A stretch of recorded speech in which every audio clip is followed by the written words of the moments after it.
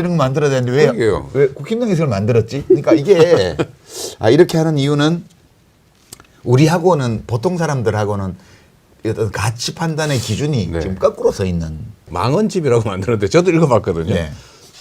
뭐 내가 나쁜 말 한 건 아닌데. 아니 이렇게 훌륭한 말씀을 많이 하셨단 말이야. 사람들이 네. 놀래더라고. 근데 제가 한번 TV 토론 나가서 홍준표 대구시장한테 그 얘기 한 적이 있거든요. 네. 제가 앞에 전제를 붙였어요. 이렇게 하면 안 된다는 거 저도 아는데요.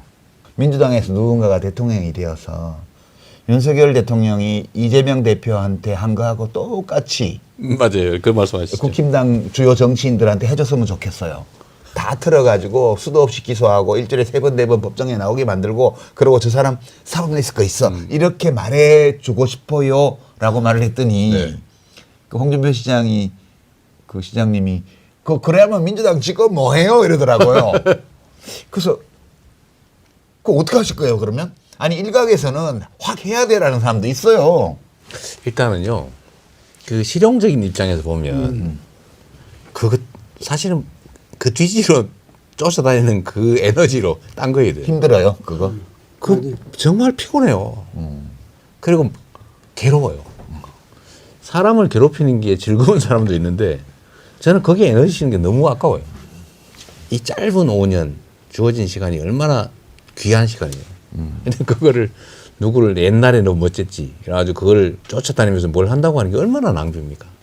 그 저는 그게 즐겁지 않아요. 근데 그런 말씀 안 하셨어요? 뭐든지. 그동안에 이런 말씀이요. 내 얘기를 해도 안 믿고 안 믿어요? 분명히 거짓말일 거다 이런 생각하니까요. 그래서 제가 예를 한번 들어줬어요.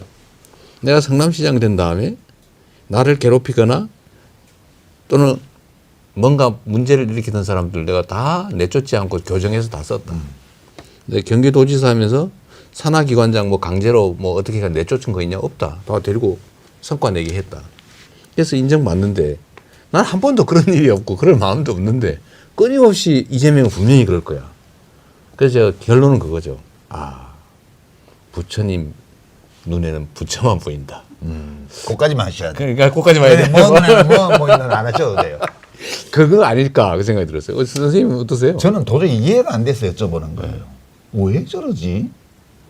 그러게요. 그러니까 국민이 선택하는 거잖아요. 우리 사회에서 진짜 우리 이재명 의원님의 그 인생 이야기를 들어보면은 그게 자서전에도 나와 있고 그 고생을 한 그 도수가 그 보통 도수가 아니에요. 이 뭐 산업재해로 신체적으로 당하고 뭐 맨날 두드려 맞고 뭐 그런 가운데서 또 그 고시를 본다고 고생하고 뭐 하여튼 그 삶의 역정이 이건 드라마틱해도 이렇게 드라마틱할 수도 없고 그리고 나같이 좀 편한 가정에서 큰 사람의 입장에서는 더 끔찍하게 그게 공감이 와요.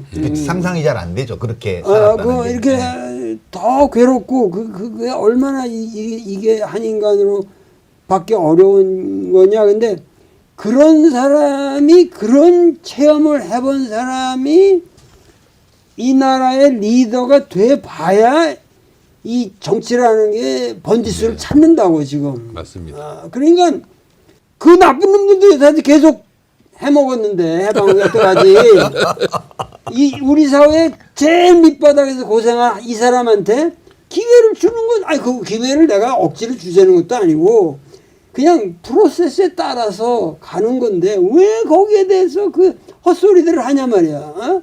난 이거는 하나의 사상가로서 양심 있는 학자로서 그건 정말 국민들한테 외치고 싶어요. 너희들 이러지 말아라. 그거밖에 없지. 그건 뭘 왜 그러냐 그 원인을 분석할 거야 뭘까 근데 이거는 정말 내가 보기에는 이거는 사건입니다.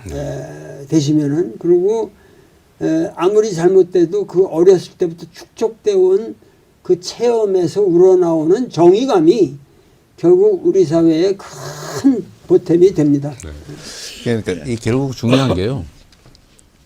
사실 저도 저 자신에 대해서 의문을 가질 때가 있거든요. 왜 산가? 그 생각을 할 때가 있어요. 왜 안 하겠어요?